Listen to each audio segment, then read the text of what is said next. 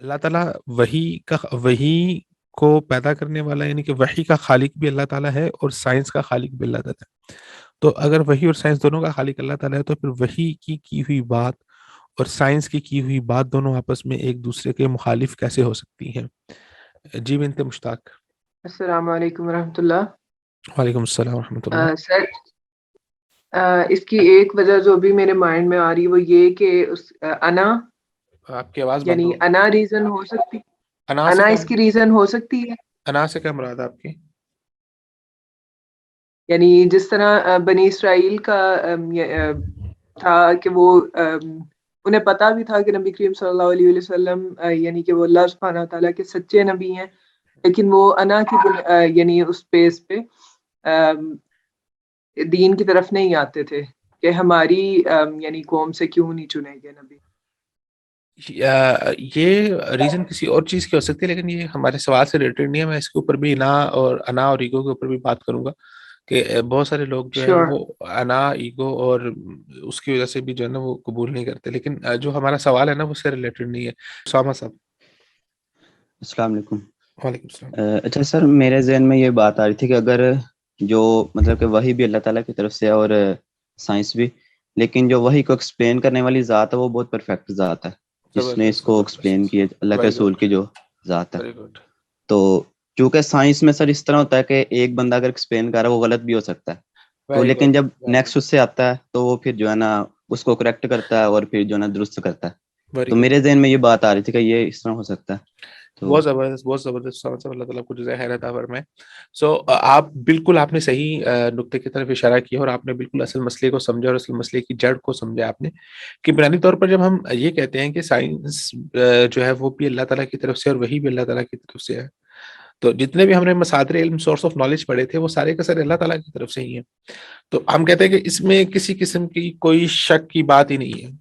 لیکن اصل مسئلہ کہاں پر آتا ہے؟ مسئلہ آتا ہے اس کی انٹرپریٹیشن کے اندر. ٹھیک ہے، وہی اللہ تعالیٰ کیا فرماتے ہیں قرآن مجید میں؟ جب آپ صلی اللہ علیہ وسلم کے اوپر وحی آتی تھی تو آپ صلی اللہ علیہ وسلم کیا کرتے تھے کہ اس کو جلدی جلدی جو ہے نا وہ یاد کرنے کی کوشش کیا کرتے تھے کہ کہیں یہ وحی جو ہے نا اس کا کوئی حصہ مجھ سے فوت نہ ہو جائے. اس وقت قیامہ کے اندر اللہ تعالیٰ نے کیا فرمایا، کوئی بتائے گا؟ لا تحرك به لسانك لتعجل به، یہ والی آیت ہے نا. بالکل، لا تحرک به لسانک لتعجل به، فرمایا کہ آپ اپنی زبان کو جلدی جلدی اس کو حرکت نہ دے، لتعجل به، تاکہ آپ اس کو جلدی جلدی یاد کر لیں. ان علینا جمعہ وقرآن، اس قرآن مجید کو آپ کے سینے کے اندر جمع کرنا اور پھر اس کی حفاظت کرنا وہ ہمارے اوپر ہے. ثم ان علینا بیانہ، پھر اس کا بیان اور اس کی تفسیر اور اس کی انٹرپریٹیشن وہ بھی ہماری طرف سے ہی ہے. تو قرآن، وحی اور وحی کی انٹرپریٹیشن یہ دونوں اللہ تعالیٰ کی طرف سے ہے. تو اللہ تعالیٰ کی طرف سے جو چیز ہمارے پاس اس کا بیان آ رہا ہے وہ کامل اور مکمل ہے. سائنس کا خالق اللہ ہے، سائنس کا موجد اللہ ہے، لیکن اس سائنس کو دریافت کرنے والا کون ہے؟ اس سائنس کی تشریح کرنے والا کون ہے؟ اس سائنس کی تفسیر کرنے والا کون ہے؟ اس سائنس کو انٹرپریٹیٹ کرنے والا کون ہے؟ وہ کون ہے بتائیے؟ انسان. وہ انسان ہے. سو وہاں پر انٹرپریٹیشن کے اندر غلطی ہو سکتی ہے. اور ہمارے پاس جو اچھا سائنس کو سمجھنے کے لیے نا ایک ہے ہمارے پاس سائنس ہے جسے ہم کہتے ہیں، اور ایک ہے ہمارے پاس جنرل فینومینا. سائنس اور جنرل فینومینا کے اندر کیا فرق ہوتا ہے؟ جو بتانا چاہتے ہیں سائنس اور جنرل فینومینا ان دونوں کے اندر کیا فرق ہوتا ہے؟ السلام علیکم سر، میرے خیال سے جنرل فینومینا میں یہ ہوتا ہے کہ ایک چیز جو مطلب کہ ریگولر یا مطلب کہ فکس ہے وہ جنرل وہ اس طرح ہونی ہے. لیکن سائنس میں چونکہ سارے تجربات کیے جاتے ہیں، مطلب کہ یہ چیز ایسے ہو سکتی ہے، یہ شاید میں بھی یہ ہو سکتا ہے. میں بھی بالکل اصل میں نا ان سب چیزوں کو سمجھنے کے لیے ہمیں نا سائنس کو بھی تھوڑی سی گہرائی سے سمجھنا پڑتا ہے. تو جنرل فینومینا بیسیکلی یہ ہوتا ہے کہ مثال کے طور پہ کتنی چیزیں ہیں وہ ہم اپنی اس سے دیکھ رہے ہوتے ہیں، نگاہوں سے دیکھ رہے ہوتے ہیں. تو مثال کے طور پہ جیسے پرندہ اڑ رہا ہے، تو پرندے کا اڑنا ایک جنرل فینومینا ہے کہ پرندہ ہوا کے اندر اڑتا ہے. تو یہ ہم ایک اس کو آبزرو کریں اور اپنے آبزرویشن کی بنیاد کے اوپر ہم اس کو بتا رہے ہیں. لیکن پرندہ اڑتا کیسے ہے وہ بیسیکلی ایکسپلین کرے گی سائنس، کہ جو ہے نا پرندہ کسی چیز کے اڑنے کے لیے اس کے پروں کا ہونا ضروری ہے، پھر اس کے پروں کی ساخت کیسی ہونی چاہیے. ٹھیک ہے، کہ اس کے پر اس طرح سے ہونے چاہیے، پھر اس کے پروں کے اندر یہ صفات ہونی چاہیے جس کی بنیاد پر وہ اوپر ہوا میں تیر سکتا ہے، اس میں لیفٹ رائٹ ٹرن لے سکتا ہے. تو اس کی جتنی بھی چیزیں ہیں، اس کی جتنی بھی ایکسپلینیشن ہے، وہ بیسیکلی سائنس کرتی ہے. اور سائنس میں نے پہلے کئی دفعہ آپ کو بتایا ہے کہ سائنس بنیادی طور پر بہت سارے ایکسپیریمنٹس کے بعد، بہت ساری تھیوریز کو ٹیسٹ کرنے کے بعد پھر کسی بنیاد پر پہنچتی ہے اور وہ اس کو بیان کرتی ہے. تو عمومی طور پر ہم اگر کوئی سائنٹیفک تھیوری بندہ پیش کرتا ہے تو اس کو بالکل رد نہیں کیا جا سکتا، کیونکہ اس کے پیچھے بھی ایک سالڈ چیز ہوتی ہے، اور وہ سالڈ جو ہے وہ سولیڈیٹری جو ہے وہ بہت سارے ایکسپیریمنٹس کے تھرو سے گزری ہوئی ہے. ہاں بعض دفعہ یہ ہوتا ہے کہ ان جو ہے نا وہ جو آپ نے ایکسپیریمنٹ کیا، اس ایکسپیریمنٹ کا نتیجہ آپ نے غلط لفظ کر لیے، یا آپ کسی اور ڈائمینشن میں آپ نے اس کے اوپر غور کر لیا، سو آپ کو سمجھ نہیں لگا. لیکن سائنس جو ہے وہ بیسیکلی وہ اسٹرانگ چیز ہوتی ہے، وہ بالکل سائنٹیفک تھیوری ایسی نہیں ہوتی کہ آپ اس کو بالکل چھوڑ دیں. سو جنرل فینومینا اور سائنس یہ دو چیزیں ہیں. تو جنرل فینومینا، اور اللہ تعالیٰ ہر چیز کا خالق ہے، اللہ تعالیٰ ہر چیز کو بنانے والا ہے، اللہ تعالیٰ ہر چیز کو پیدا کرنے والا ہے، اور وہی بھی اللہ تعالیٰ کی طرف سے. لہٰذا اصل طور پہ اگر یہ بات کہی جائے آپ کے خیال میں کیا درست ہے یا غلط ہے کہ سائنس اور وحی میں کسی قسم کا اختلاف نہیں ہے، ٹھیک ہے. اور اگر کسی جگہ پر سائنس اور وحی میں تو ہم کہیں گے کسی چیز کے اندر اختلاف نہیں ہے، اور اگر کسی جگہ پر سائنٹیفک تشریح کے اندر اور قرآنی تشریح کے اندر اختلاف آ جائے تو ہم اس صورت میں سائنٹیفک تشریح کے اوپر قرآنی تشریح کو آگے رکھیں گے، اس کی بات مانیں گے، کیونکہ سائنٹیفک تشریح انسانی تشریح ہے، اور جو وحی کی تشریح ہے وہ قرآنی تشریح وہ اللہ تعالیٰ کی طرف سے ہے. اِنَّا عَلَيْنَا جَمْعَهُ وَقُرْآنَهُ، اس کا بیان، اس کی ہر ایک چیز اللہ تعالیٰ نے بیان کر دی ہے. تو لہٰذا وہاں پر ہم وہی کو اس کے اوپر ترجیح دیں گے. اور یہ ہم نے الحمدللہ کافی دفعہ اس بات کو ذکر کیا ہے، اور اس کے اوپر ہم نے کافی مختلف ڈائمینشن سے ہم نے اس کے اوپر بات کی ہے، مختلف جہات اور مختلف نظریے سے ہم نے اس کو دیکھا ہے. اوکے، سو آج ہم جو ہے وہ انشاءاللہ ایک اور جو اعتراض ہے اس اعتراض کے اوپر بات کریں گے، جو عام طور پر عمومی طور پر اعتراض کیا جاتا ہے اللہ تعالیٰ کے جو ہے وہ خدا کے اس کے حوالے سے، تخلیق کے حوالے سے. جب ہم یہ بات کہتے ہیں کہ خدا کی تخلیق جو ہے وہ یہ ساری کی ساری کائنات اللہ تعالیٰ کی تخلیق ہے، اور پھر ہم اس کے اوپر یہ دلیل بھی دیتے ہیں کہ آپ جب یہ کہتے ہیں کہ یہ کائنات خود بخود مارے وجود میں آ گئی، تو یہ کیسے ممکن ہو سکتا ہے؟ کوئی بھی چیز بغیر خالق کے مارے وجود میں نہیں آتی. تو پھر اس کے اوپر ایک اعتراض آتا ہے، وہ ہوتا ہے کہ اگر آپ یہ بات کہتے ہیں کہ کوئی بھی چیز بغیر خالق کے وجود میں نہیں آتی، تو پھر اللہ تعالیٰ کا خالق کون ہے؟ پھر اللہ تعالیٰ کو اس نے پیدا کی ہے. اس سوال کا جواب ہم نے ضمنی طور پر کچھ حصوں میں ڈسکس کیا ہے، اور اس کے اوپر تھوڑی سی ہم نے بات کی ہوئی، لیکن آج انشاءاللہ اس کے اوپر ہم مزید تفصیلی بات کریں گے. تو جی بتائیے، آپ کیا لگتا ہے آپ کو؟ کیا سب سے پہلے تو اس سوال کو دیکھ لیں گے کہ یہ سوال درست بھی ہے یا نہیں، کیا سوال بنتا بھی ہے یا نہیں عقلی طور پر. جی بتائیے، کون بتانا چاہیں گے؟ سر عقلی طور پہ تو یہ سوال بنتا ہے، لیکن یہ ہے کہ یہ غیر حل شدہ رہے گا، کیونکہ اگر ہم اس چیز کے پیچھے پڑ جائیں کہ خدا کا خالق کون ہے، تو پھر اس سے پیچھے دیکھا جائے گا کہ پھر اس خدا کو بنانے والا کون، پھر اس کو، یعنی پھر تو یہ بحث چلتی رہے گی نا. یہ انفینٹی وہ ہے بالکل کہ یہ کبھی ختم نہ ہونے والی بحث ہوگی، کیونکہ ہر خدا کا پچھلا خالق ہمیں دیکھنا ہوگا. تو اس لیے یہ بحث جو ہے وہ لا حاصل ہے میرا خیال ہے. تو اس کے اوپر یہ اعتراض بھی ریبٹل ہو سکتا ہے نا کہ پھر تو یہ اس سے تو ان کا مقدمہ اسٹرانگ ہو جاتا ہے. وہ مقدمہ یہ اسٹرانگ ہو جاتا ہے کہ اگر آپ یہ کہہ رہے ہیں کہ اگر اس کے پیچھے دیکھنا پڑے گا کون سا خالق ہے خالق ہے، تو اس کا مطلب یہ ہے کہ پھر کوئی خالق ہے ہی نہیں ہے. یہ ریبٹل بھی ہو سکتا ہے. اس کے اوپر میں نے جب ہم نے ضمنی طور پر بات کی تھی، آپ نے ایک مثال دی تھی. جی ہم نے اس پہ جب سر آپ نے جی بتائیں دی تھی. جی بالکل، کہ 4 سے پہلے 3 ہے تو 3 سے پہلے، ہاں ویری گڈ ویری گڈ. پہلے ایک اور پھر اس سے پہلے بھی تو 0. تو Very جب good. ہم اس کو اس تھوڑا طرح دنیا کی مثال میں مانتے ہیں تو پھر اس چیز کو 0 سے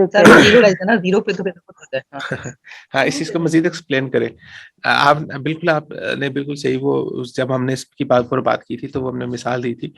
تو بات یہ ہے کہ اس کو مزید ایکسپلین کرنے کی ضرورت ہے.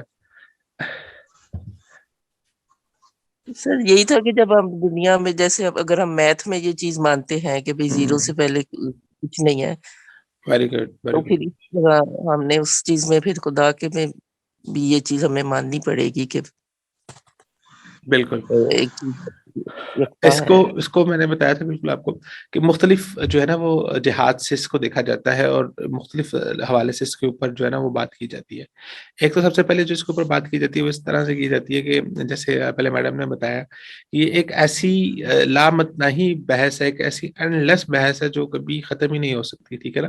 تو اس کے اوپر جو وہ لگاتے ہیں قانون, وہ ہوتا ہے کہ علت اور معلول کا قانون لگاتے ہیں, the cause and the effect, ٹھیک ہے, کہ ایوری کاز جو ہے اس کا ایفیکٹ ہوتا ہے.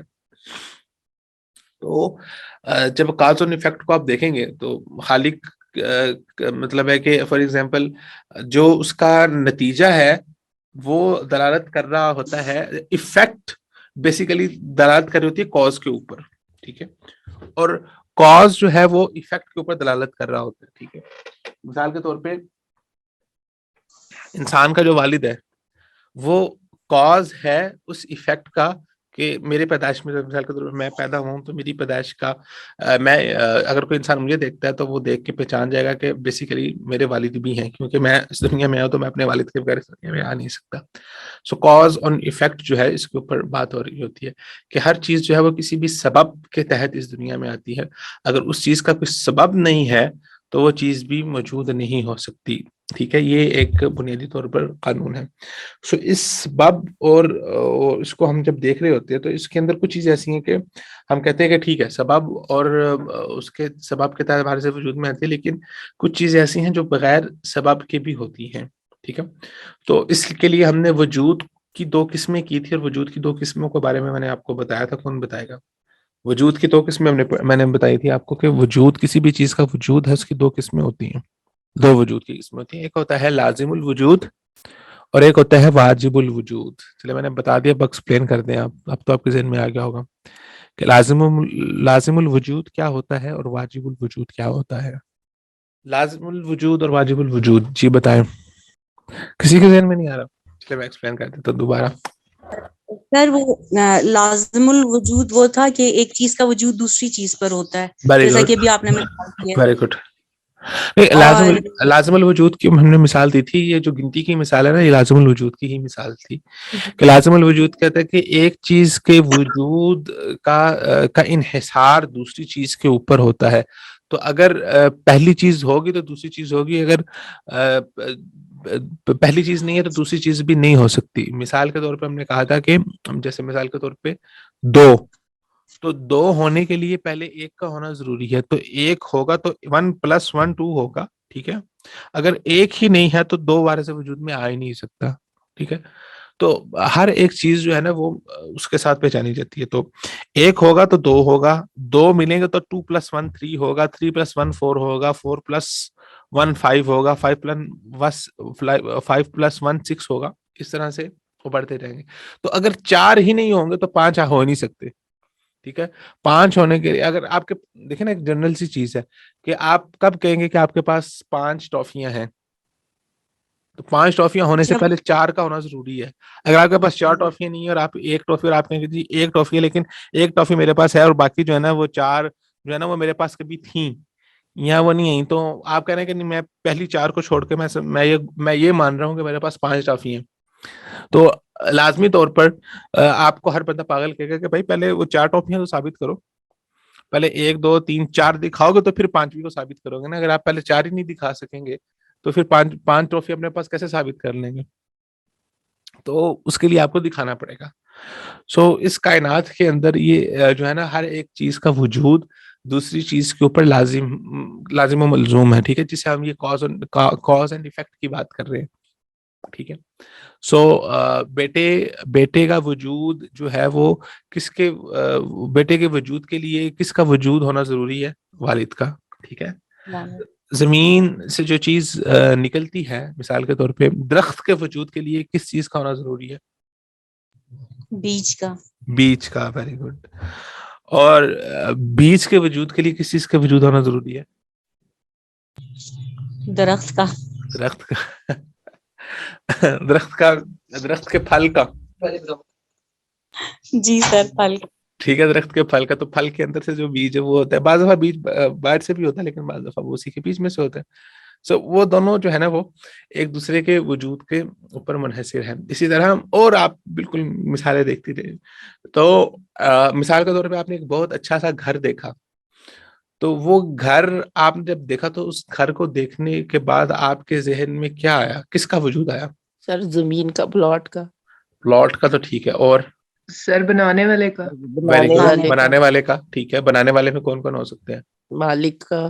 مالک. سر سب سے پہلے تو میپ ڈیزائن ہوگا, پھر اس کے بعد جو ویری گڈ, یعنی کہ اس کی کنسٹرکشن وغیرہ. آرکیٹیکٹ کا وجود آپ کے ذہن میں آئے گا. ٹھیک ہے, کہ اگر آپ نے دیکھا کہ گھر, بعض دفعہ ایسا ہوتا ہے کہ آپ یہ کہتے ہیں کہ یار اتنا شاندار گھر جو ہے نا وہ بغیر آرکیٹیکٹ کے ڈیزائن کے بن ہی نہیں سکتا. جی سر. لوگ کہہ دیتے ہیں نا, آپ نے گھر دیکھا, آپ نے کہا یار ایک ہے کہ گھر آپ نے دیکھا کہ بس ایسے سادہ سا گھر بنا ہوا ہے, تو اس کے اندر 2-4 کمرے ہیں, ایک ٹی وی لانچ ہے, ایک ڈرائنگ روم ہے, وہ بنا ہوا ہے, تو آپ نے کہہ دیا یار ٹھیک ہے اچھا گھر بنا ہوا ہے. ایک آپ نے گھر دیکھا کہ بہت ہی ویل ڈیزائنڈ اور ویل ڈیفائنڈ, اور ایک چیز اس میں ایسے کمال سے استعمال کیا گیا کہ آپ کہتے ہیں یار کمال ہے. تو آپ وہاں پر اس بات کا دعویٰ کر سکتے ہیں کہ یہ گھر تو بغیر آرکیٹیکٹ کے ڈیزائن کے بن ہی نہیں سکتا. لوگ دعویٰ کرتے ہیں اس طرح کا کہ نہیں؟ جی جی سر سر بالکل. بعض دفعہ آپ اور کسی چیز کے اوپر بھی اپنے تجربے کے بنیاد پر کہہ دیتے ہیں کہ نہیں یہ ممکن ہی نہیں ہو سکتا کہ ایسا ہو جائے, کیونکہ آپ کو ایک چیز کا اندازہ ہے. سو کیا آپ نے وہ آرکیٹیکٹ دیکھا ہے, یا کیا آپ نے اس گھر کے بننے کا پروسیس کو دیکھا ہے؟ کیا آپ اس کو, ہو سکتا ہے کہ وہ بھی آرکیٹیکٹ ہو سکتا ہے کہ گھر کا بنانے والا ہی وہ اللہ تعالیٰ نے ماشاء اللہ اس کو اتنا زیادہ ایکسپوجر دیا ہو, اس نے خود ہی اپنے طور پہ اس چیز کو بہتر طور پہ بنا لیا. سو گھر کو دیکھ کے آپ کے ذہن میں آتا ہے کہ یہ گھر جو ہے نا وہ بغیر آرکیٹیکٹ کے نہیں بن سکتا. چلیے بغیر آرکیٹیکٹ ہو یا نہ ہو, اور کون سی ایسی چیز ہے جس کے بغیر گھر نہیں بن سکتا؟ سر جو مٹیریل ہے, مزدور اور مستری. بالکل, ویری گڈ. تو آپ یہ بھی کہہ سکتے ہیں کہ یہ اگر آپ نے کوئی گھر دیکھا ہے, اور گھر دیکھنے کے بعد اگر آپ اس بات کا دعویٰ کر دیتے ہیں کہ یہ گھر بغیر مستری اور مزدور کے بغیر بن ہی نہیں سکتا, تو یہ آپ کی بات ٹھیک ہوگی یا غلط ہوگی؟ سر یہ بھی ٹھیک ہے. یہ بھی ٹھیک ہے, ویری گڈ, بالکل ٹھیک ہے. اس میں تو کسی قسم کی کوئی شک کی بات ہی نہیں ہے نا. کہ کیا آپ نے اس گھر کو بنتے ہوئے دیکھا تھا؟ کیا آپ نے اس گھر کے اندر کسی مستری یا مزدور کو دیکھا تھا کام کرتے ہوئے؟ نہیں. لیکن ایک چیز آپ کو ثابت ہوگی نا کہ یہ گھر جو ہے وہ بغیر جو مستری ہے اس کے بغیر بن نہیں سکتا. سو ڈیفینیٹلی, کیا اگر مثال کے طور پہ اسی طرح جب ہم کائنات کو دیکھتے ہیں, اور کائنات اتنی ویل ڈیزائنڈ کائنات اور اتنے خاص سیکوینس کے اندر اللہ تعالیٰ نے ماشاءاللہ اللہ تعالیٰ نے اس کو بنایا ہوا ہے, تو ایک خاص سیکوینس کے اندر بنی ہوئی کائنات کو دیکھ کے کیا آپ یہ نہیں کہہ سکتے کہ یہ کائنات بھی جو ہے نا وہ بغیر بنانے والے کے معرض وجود میں نہیں ہے؟ جی بالکل. تو جب ہم ایک ڈیفائنڈ گھر کے اوپر بات کر رہے ہوتے ہیں, جب ہم ایک ڈیزائنڈ گھر کے اوپر بات کر رہے ہوتے ہیں کہ ڈیزائنڈ گھر بغیر مستری کے, بغیر اس کے نہیں آ سکتا, تو اتنی اس مطلب کائنات کی ڈیفینیشن, کائنات کا ڈیزائن مطلب اتنا کمپلیکس ڈیزائن ہے اور اتنی خوبصورتی کے ساتھ بنا ہوا ہے, اتنا شدید قسم کا کمپلیکس, مطلب کہ سبحان اللہ. کائنات اللہ تعالیٰ جو ہے نا, اللہ تعالیٰ کو سمجھنے کے لیے اللہ تعالیٰ کی صفات کو سمجھنا پڑتا ہے. هو اللہ الخالق البارئ المصور لہ الاسماء الحسنى. اللہ تعالیٰ خالق ہے, باری ہے, مصور ہے. اچھا, اس آیت مبارکہ میں اللہ تعالیٰ نے اپنے 3 مختلف نام استعمال کیے ہیں. سبحان اللہ, خالق, باری اور مصور. ٹھیک ہے, اب یہ 3 سٹیجز ہیں. سبحان اللہ, اللہ تعالیٰ نے بیان کیے. کوئی بیان کرے گا کہ ان میں کیا کیا فرق ہے خالق, باری اور مصور میں؟ سر خالق تو بنانے والا ہے نا ہر چیز کا, مٹی وغیرہ, اور باری جو ہے وہ منصوبے کے ساتھ تخلیق کرنے والا غالباً, بغیر مٹیریل, اور بغیر مثال کے. مصور اس میں جو خوبصورتی اور جزیات ہوتی ہیں وہ تمام, یعنی کہ اچھا, اگر آپ اس آیت کو نا جو ہے نا وہ اسٹیٹ سیکوینس سے دیکھیں گے نا, خالق, باری اور مصور, تو آپ کے ذہن کے اندر ان تینوں چیزوں کا معنی کچھ اور آئے گا. اور اگر آپ اس کو دوسری طرف سے لے جائیں گے, مصور, باری اور خالق, تو پھر آپ کو جو ہے نا وہ اس کی اور ڈیفینیشن سمجھ میں آئے گی. مثال کے طور پہ آپ کہہ رہے ہیں کہ خالق وہ ہوتا ہے جو کسی چیز کو کے وجود کو بخشنے والا ہوتا ہے. تو کسی بھی چیز کا وجود جو ہے وہ دو طرح سے ہوتا ہے. ایک وجود وہ ہوتا ہے جیسے ہم نے بات کی وہ کسی سبب کی بنیاد پر ہوتا ہے. تو انسان کسی بھی چیز کو اس وقت تک وجود میں نہیں لا سکتا جب تک اس کے سامنے اس کا کوئی سیمپل نہ پیش کیا جائے. ٹھیک ہے, اگر کسی درزی کے پاس جاتے ہیں نا, آپ درزی کو جا کے کہیں گے نا کہ جی مجھے میرے سوٹ کے اندر اس طرح سے ڈیزائن بنا دے, وہ کہے گا کوئی تصویر دکھا دیں یا مجھے ڈرا کر کے دے دیں. ٹھیک ہے, تو اس کو اس کے لیے جو ہے نا وہ چاہیے. تو خالق کوئی بھی ہو سکتا ہے جو کسی چیز کو دیکھ کے بھی بنا رہا ہے, لیکن اللہ تعالیٰ کے ساتھ خالق بھی ہے اور باری بھی ہے. باری کون سی ذات ہوتی ہے, باری کون سا خالق ہوتا ہے؟ باری وہ ہوتا ہے جو کسی چیز کو عدم سے وجود میں بخشتا ہے. نئے سرے سے. ٹھیک ہے, اس چیز کا تصور ہی نہیں تھا, وہ چیز ممکن ہی نہیں تھی, تو اللہ تعالیٰ نے بچا. پھر مصور کیا ہے؟ مصور اس سے بھی سٹیپ ہے کہ آپ جو ہے نا وہ پہلے جیسے ہم نے کہا نا کہ آپ نے بات کی گھر کی بات کی, تو آپ میں جیسے نے کہا تھا کہ سب سے پہلے گھر کی ڈرائنگ بنی ہوگی, گھر کی ڈرائنگ بنی ہوگی, پھر اس ڈرائنگ کے اکارڈنگلی اس چیز کو جو ہے نا وہ بنایا گیا. تو مصور وہ والا خالق ہوتا ہے جو چیزوں کو ڈیزائنڈ کرتا ہے اور ڈیزائن کر کے بناتا ہے. ٹھیک ہے, تو اللہ تعالیٰ نے جو ہے وہ اس کائنات کو پیدا بھی کیا, اس کائنات کو ڈیزائن بھی کیا, اور یہ ایک ڈیزائن کائنات ہے. اور اس کائنات کے اندر موجود ہر ایک چیز اس بات کی گواہی دیتی ہے کہ سبحانک ما خلقت ھذا باطلا. اللہ تعالیٰ فرماتے ہیں کہ اللہ تعالیٰ کی ذات پاک ہے, اللہ تعالیٰ نے کسی بھی چیز کو باطل پیدا نہیں کیا. آپ کو اس کائنات کے اندر کوئی بھی چیز بے جا نظر نہیں آئے گی. اللہ تعالیٰ سورۃ الملک کے اندر فرماتے ہیں تبارک الذی بیدہ الملک وہو علی کل شیء قدیر الذی خلق الموت والحیاۃ لیبلوکم ایکم احسن عملا وہو العزیز الغفور الذی خلق سبع سماوات طباقا. اللہ تعالیٰ وہ ذات ہے جس نے 7 آسمان کو تہ بتہ پیدا کیا.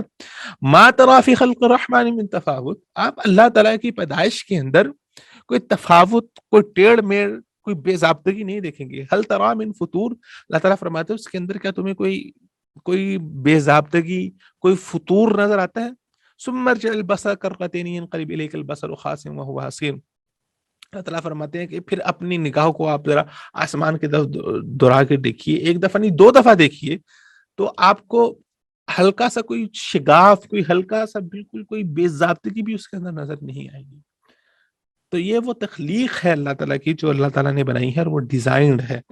تو جب آپ یہ کہتے ہیں کہ یہ کائنات بغیر بنانے والے کے معرض وجود میں آ گئی ہے, اور اس کائنات نے اپنی شکل خود ترتیب دی ہے, اور ہر ایک عرصے کے بعد یا ہر ایک کاز کے بعد ایفیکٹ ہوتا, اور اس کے بعد پھر اگلا اس ایفیکٹ کی بیس کے اوپر وہ ایک اور ایفیکٹ ہوتا, اور اس ایفیکٹ کی بیس کے اوپر ایک اور ایفیکٹ ہوتا, اور یہ وہ اپنی اس جرنی کے تحت کائنات بن گئی ہے.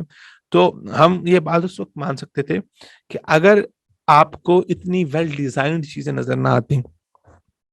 جب ایک چیز بہت زیادہ ویل ڈیزائنڈ ہے تو یہ اسے ہم انٹیلیجنٹ ڈیزائنڈ بھی کہتے ہیں. ٹھیک ہے, ڈیزائن جو ہے نا وہ 2 طرح سے ہوتا ہے, ایک انٹیلیجنٹ ڈیزائنڈ ہوتا ہے, اور ایک جو ہے نا وہ بالکل جو ہے نا وہ انٹیلیجنٹ نہیں ہوتا, مطلب کہ وہ خود بخود بنا ہوتا ہے. تو کائنات جو ہے نا وہ ایک انٹیلیجنٹ ڈیزائن کے اکارڈنگلی ہے. اس لیے جو ہم نے پیچھے ملحدین کی قسمیں پڑھی تھی نا, اس میں ہم نے کون سی قسمیں پڑھی تھی سر؟ ایگنوسٹک تھا, بالکل, ویری گڈ. ڈیزم سے تھا نا, ڈیزم سے تھا, ڈیزم کا تھا, ڈیزم تھا, ایگنوسٹک تھا, اور ملحد تھا. ٹھیک ہے, ملحد وہ ہوتا ہے جو بالکل انکار کر دیتا ہے, ڈیزم تو چلے وہ ایک مسئلہ ہی الگ ہے. لیکن جو ایگنوسٹک ہے, اس لیے بہت سارے لوگ جو ہے نا وہ ایگنوسٹک ہے, کیونکہ وہ جب اس کائنات کو دیکھتے ہیں نا, اس کے ڈیزائن کو دیکھتے, تو وہ کہتے ہیں کہ نہیں, یہ کائنات جو ہے نا وہ بغیر بنانے والے کے معرض وجود میں نہیں آ سکتی. ہاں, اب ان کو اس بات کے اوپر یقین نہیں ہوتا کہ اس کائنات کو بنانے والے جو خالق ہے وہ اللہ تعالیٰ کے ساتھ ہے.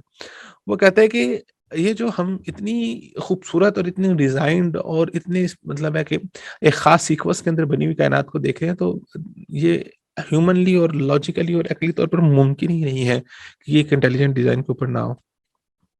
سو دیٹ وائی ہم جو ہے وہ یہ مانتے ہیں کہ اس کائنات کا کوئی نہ کوئی خالق ہے. اب خالق کون ہے اس کا ہمیں نہیں پتا. ٹھیک ہے, تو وہ خالق کو نہیں پہچان پاتے. سو دیٹ وائی وہ جو ہے نا وہ اگنوسٹک ہو جاتے ہیں, وہ الحاد نہیں, ملحد نہیں ہوتے. تو ملحدین جو بالکل ہی خدا کی ذات کا انکار کرتے تھے نا, وہ تو بہت کم لوگ ہیں. تو جو بالکل ہی خدا کی ذات کا انکار کرتے ہیں نا, وہ تو بالکل میں سمجھتا ہوں کہ بالکل عقل سے ماورا قسم کی بات ہے. آپ ایٹ لیسٹ عقلی طور پر کسی نہ کسی چیز کو تو مان رہے نا, کسی نہ کسی چیز کو سمجھ رہے. سو وجود اور لازم الوجود اور واجب الوجود کی ہم نے بات کی تھی, اور لازم الوجود اور واجب الوجود میں ہم نے یہ بات کی تھی کہ یہ جو ہم کہتے ہیں نا کہ لا بتراہی سلسلہ کبھی ختم نہیں ہوگا, یہ ہم اس جو نہیں ساری کی ساری چیزیں لازم الوجود میں آتی ہیں. ٹھیک ہے, کہ ایک کے بعد دوسرا, دوسرے کے بعد تیسرا, یا ایک کے پیچھے یعنی کہ دو کے پیچھے ایک, ایک کے پیچھے زیرو. لیکن یہ کسی نہ کسی جگہ پر آ کے اس کو ہم نے اسٹاپ کرنا ہوتا ہے, اور وہ اسٹاپ ہوتی ہے. اور ہم نے اس کی مثال دی تھی ریاضی کی اندر, گنتی کے اندر ہم نے زیرو کی مثال دی تھی کہ 2 کے وجود کے لیے 1 ضروری ہے, اور 1 کے وجود کے لیے ہم نے بات کی تھی 0 ضروری ہے. اور 0 کے وجود کے لیے کیا ضروری ہے بتائیے سر؟ 0 تو خود ہی ہے, 0 سے پہلے تو کچھ نہیں. 0 سے پہلے کچھ بھی نہیں ہے. تو ہم آ کے ایک جگہ پر آ کے اسٹاپ ہو جاتے ہیں, اور ہم کہتے ہیں کہ 0 کا وجود تھا, اور 0 کا وجود ہے, تو وہ واجب الوجود ہے. تو وہ بیسک اوریجن ہے, وہ واجب ہے. اس وجود کے بعد سے آگے جو ہے وہ ساری چیزیں آئی ہیں. تو اسی طرح کائنات جو ہے, کائنات کے اندر جتنی بھی چیزیں ہیں ان سب کا تعلق لازم الوجود کے ساتھ ہے. ٹھیک ہے, تو وہ ڈیزائنڈ ہے ساری, لیکن وہ ڈیزائن بھی اللہ تعالیٰ نے ایک چیز کو دوسری چیز کے وجود کے اوپر منحصر رکھا ہے. ٹھیک ہے, سو مثال کے طور پہ ہم یہ کہتے ہیں کہ جو گنتی جو ہے وہ 100,000 تک خود بخود بن جاتی ہے. نہیں, وہ خود بخود نہیں بنتی, اس کے پیچھے جو ہے نا اس کو شروع کرنا پڑتا ہے. سو اسی طرح کائنات جو ہے وہ اللہ تعالیٰ نے ڈیزائن کی ہے, اور اس ڈیزائن کو اللہ تعالیٰ نے وجود کے اوپر منحصر کیا, اور ایک چیز کا وجود دوسرے چیز کے وجود کو دلالت کرتا ہے. لیکن اللہ تعالیٰ کی ذات جو ہے وہ واجب الوجود ہے. اس کے بارے میں ہم نے آیت بھی پڑھی تھی, والاول والآخر والظاہر والباطن وهو بكل شيء علیم. وہ اول بھی ہے, وہ آخر بھی ہے. ٹھیک ہے, وہ خالق بھی ہے, وہ باری بھی ہے, وہ مصور بھی ہے. وہ دوبارہ سے بھی پیدا کرنے والا ہے, وہ بغیر اس کے نمونے کے بھی پیدا کرنے والا ہے, وہ سیرے سے جو جسے کہتے ہیں سیرے سے پیدا کرنے والا بھی ہے, وہ عدم سے وجود دینے والا بھی ہے. اور وہ اللہ تعالیٰ کی ذات جیسے چاہتی ہے, جو چاہتی ہے, فعال لما یرید, جیسے چاہتی ہے اس طرح سے کر لیتی ہے. سو بنیادی طور پر سارے کے سارا الحاد جو ہے نا وہ الحاد کی وجوہات میں سے ہے. اور اگر آپ الحاد کے مسئلے کو سمجھنا چاہتے ہیں, الحاد کے مسئلے اس کے شکوک سے بچنا چاہتے ہیں, تو اس میں ایک ہی چیز ہے, وہ اگر آپ سمجھ لیں گے تو آپ کو پھر جو ہے نا وہ اس کے اندر مسئلہ نہیں ہوگا. اور وہ کون سی ہے جی بتائیے؟ That if there is a design, there must be a designer as well. There must be a designer as well. Very good. تو اس ڈیزائنر کو اگر آپ پہچان لیں گے تو پھر آپ کے الحاد کے سارے مسئلے ختم ہو جائیں گے. تو توحید اسماء و صفات یہ بہت اہم ہے.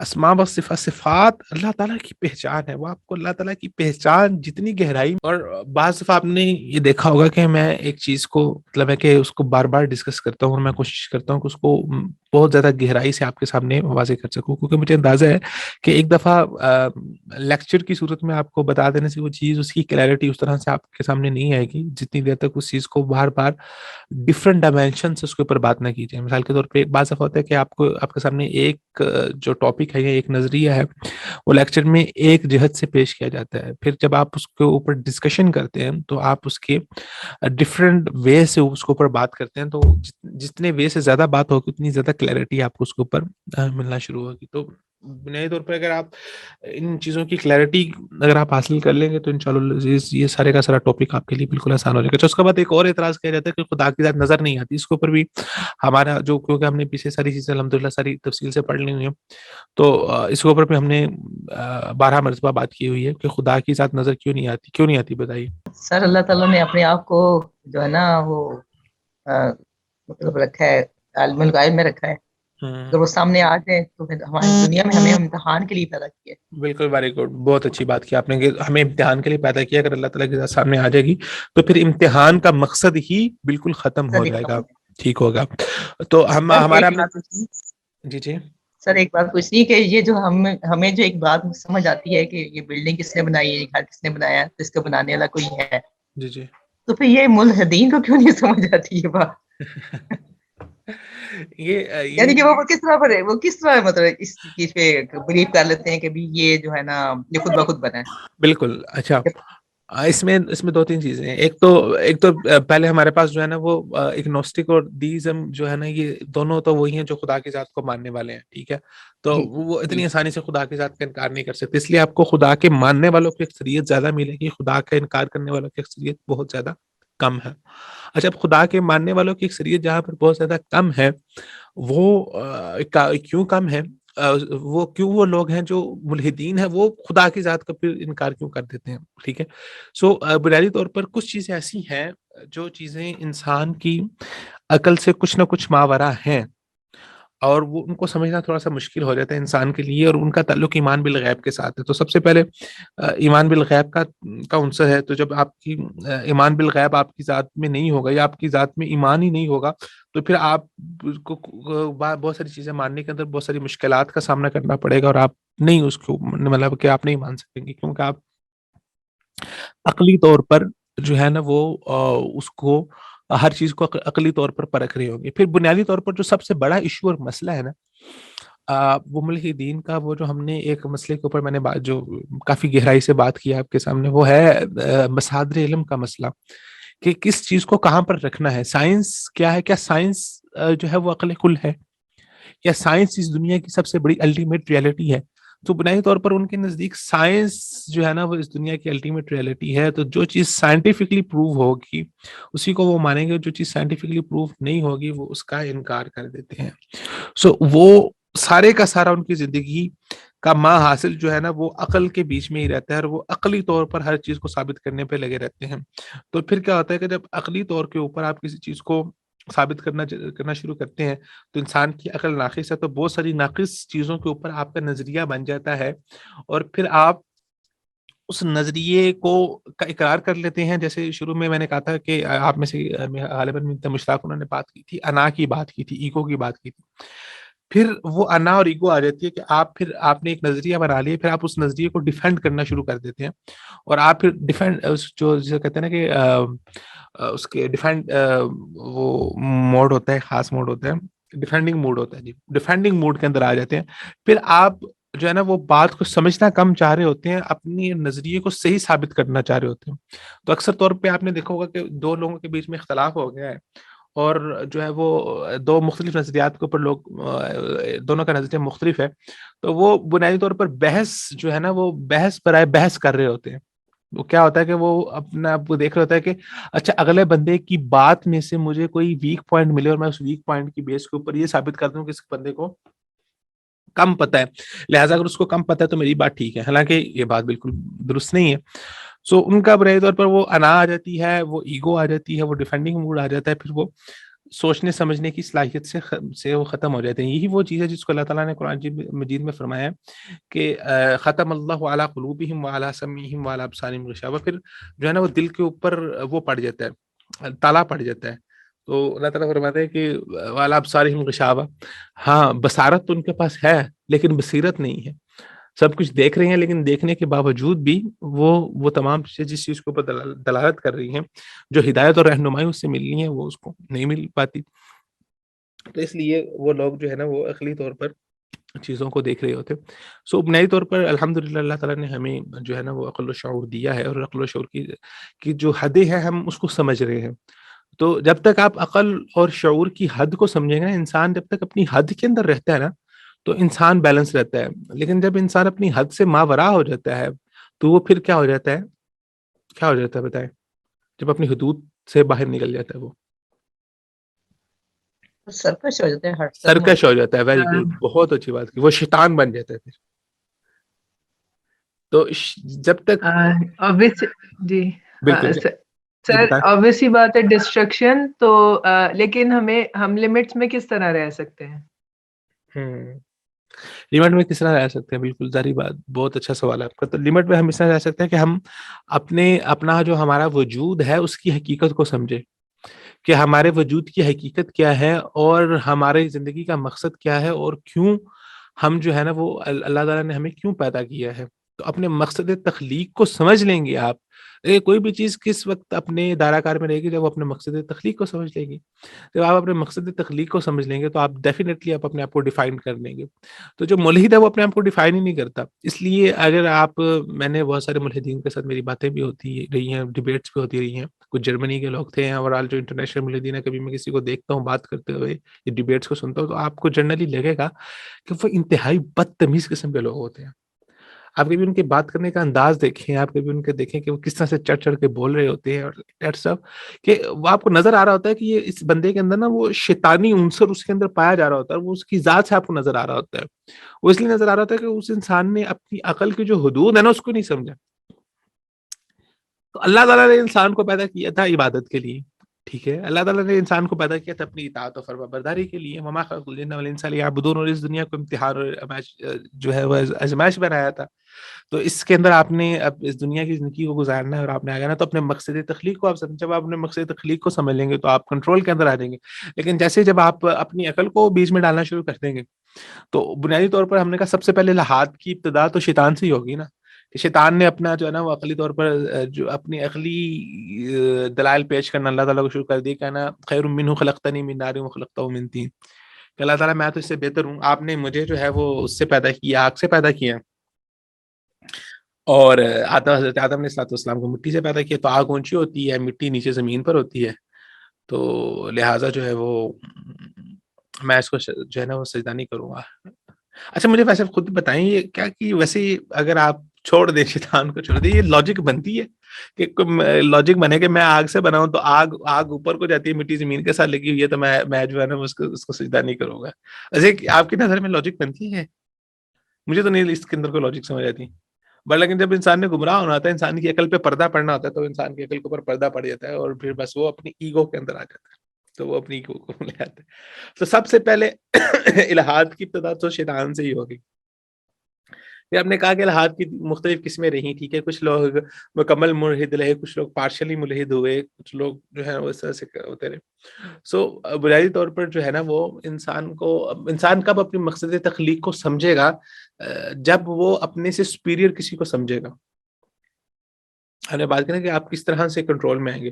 تو جب آپ اپنے سے سپیریئر کسی کو سمجھیں گے، ڈیفینیٹلی آپ اگر اس کلاس میں بیٹھے ہوئے ہیں اور کلاس میں بیٹھ کے آپ اس غرض سے بیٹھے ہوئے ہیں کہ آپ کچھ سیکھنا چاہتے ہیں، تو سیکھنے میں آپ ایک چیز کو ذہنی طور پر آپ نے تسلیم کیا ہوا، اور وہ یہ سمجھا ہوا آپ نے کہ جو ہمارا ٹیچر ہے، پڑھانے والا ہے، وہ اس موضوع کے اعتبار سے، علمی اعتبار سے ہم سے سپیریئر ہے.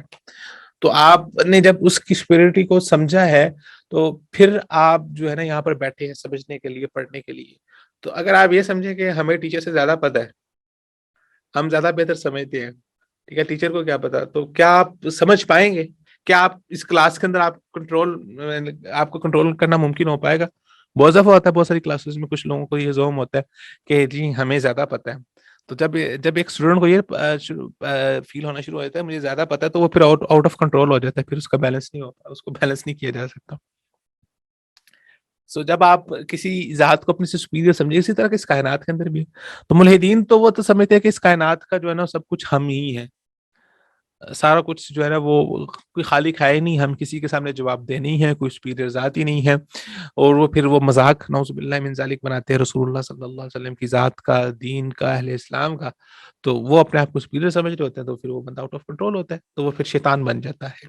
اوکے.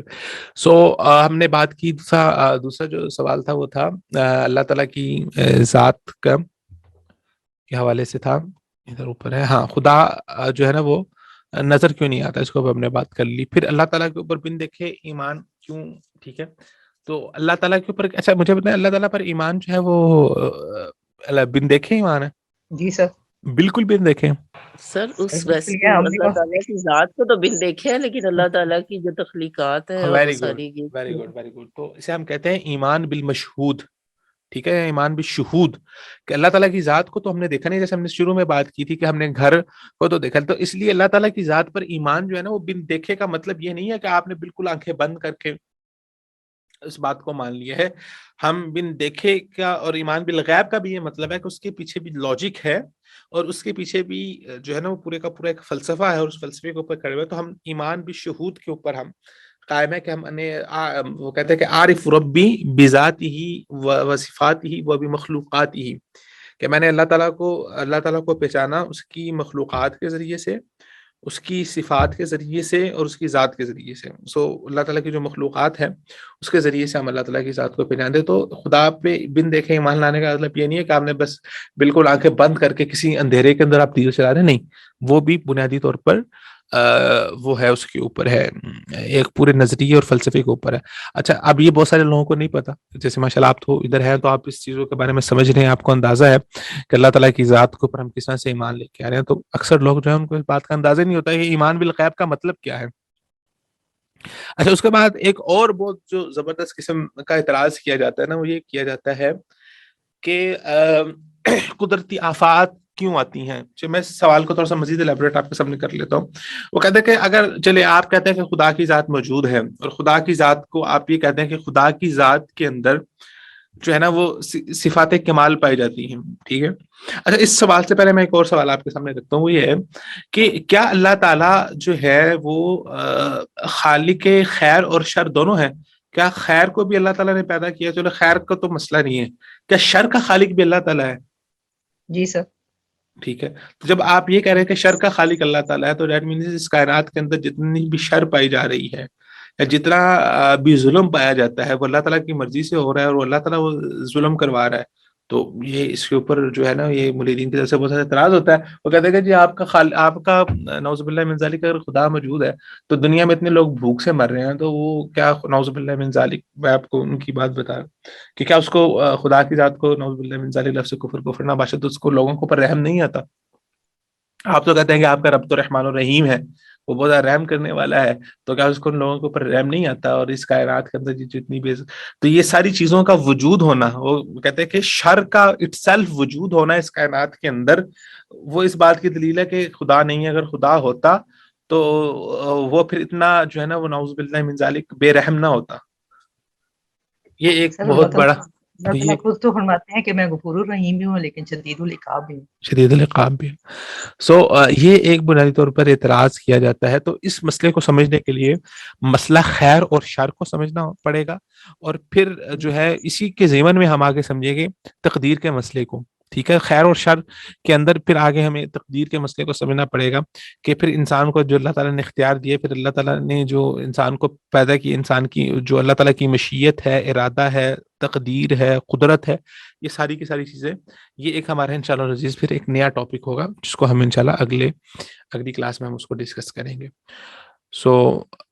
ابھی ہمارا ٹائم جو ہے وہ مکمل ہو گیا ہے.